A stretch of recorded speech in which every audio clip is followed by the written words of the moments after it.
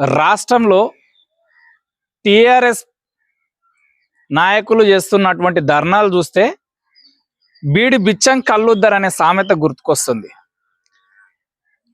10 సంవత్సరాలలో ₹1,00,000 రుణమాఫీ చేస్తామని చెప్పి 4 విడతల్లో 4 సార్లు రేసి 50,000 లేని సన్నాసులు కూడా ఈరోజు చెప్పిన మాట కోసం ఇచ్చిన మాట మీద ₹2,00,000 ఆగస్టు 15th తారీఖు లోపు ప్రతి రైతు అకౌంట్లో వేస్తా అన్న రాష్ట్ర ముఖ్యమంత్రి వర్యులు రేవంత్ రెడ్డి గారు 2,00,000 రుణమాఫీని ఆగస్టు 15th వరకు టచ్ చేసి చూయించుండు.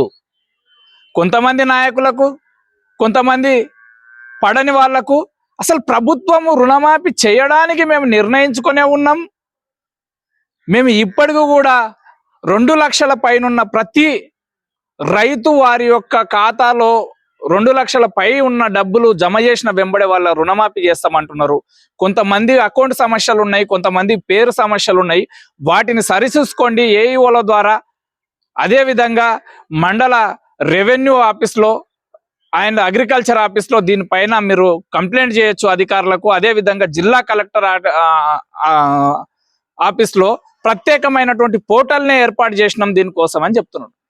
అయినా కూడా వినకుండా దిక్కుమాలినోళ్ళు అనవసరంగా ప్రభుత్వం పైన నిందలేస్తూ సాయి సంసారి లచ్చి దుడక అన్నట్టు ఈ దుడకేశాలు బంద్ చేస్తలేడు ఈ కేటీఆర్.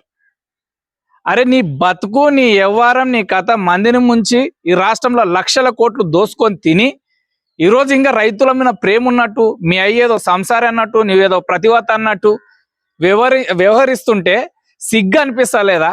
ఎవడన్నా ధర్నాలు ప్రభుత్వము స్పందించకపోతే చేస్తాడు. ఈ దిక్కుమాలిన వాళ్ళకు ప్రతిదానికి ధర్నానే.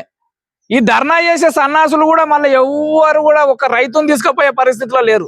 ఇలా కార్యకర్తలు ఈ సన్నాసులకు కూడా అందరు అంటున్న ధర్నా కూర్చున్న సన్నాసులకు అందరు కూడా రుణమాఫీ వర్తించింది. ఎంపీలు ఎమ్మెల్యేల కానుంచి వర్తించింది. ఈ రుణమాఫీ చేయలేదని ధర్నా చేస్తున్నారు. మీ సిగ్గుదా మళ్ళీ బతికి ఇప్పటికన్నా మారతారని కోరుకుంటున్నాం. Thank you.